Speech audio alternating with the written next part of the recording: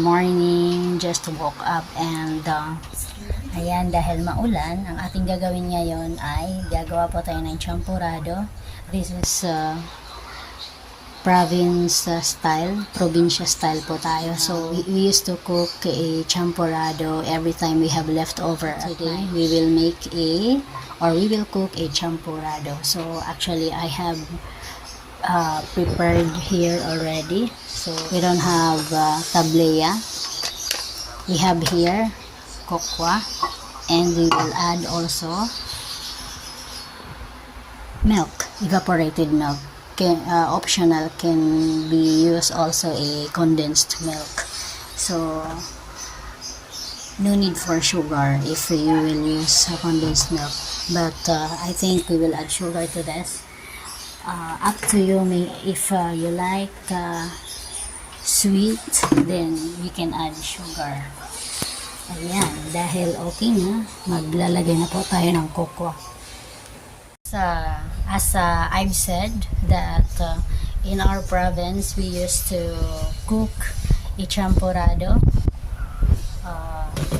We used leftover to cook to make a champurrado rather. So here in Manila, it's my first time to see that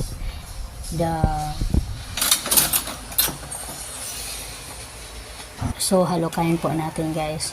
Ibig ko pong sabihin, here in Manila they used to cook or make champurrado with glutinous rice, but in our province we don't use glutinous for champurrado. So glutinous only for biko. Yan sa probinsya po namin. Pero ang champurrado po,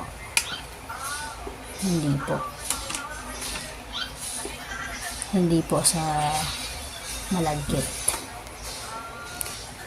So guys, dahil it's boiling now, we will add milk.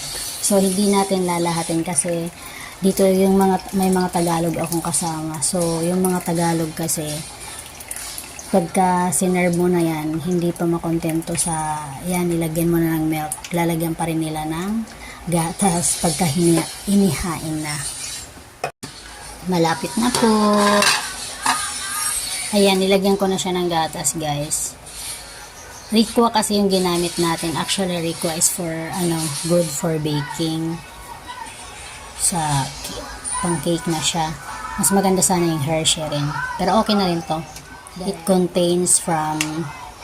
ingredient contains from a kokwa, tablea. So, siya. Original taste talaga ng champurrado yung And it's now ready to serve. Pero dito sa Manila, nilalagyan pa nila ng milk.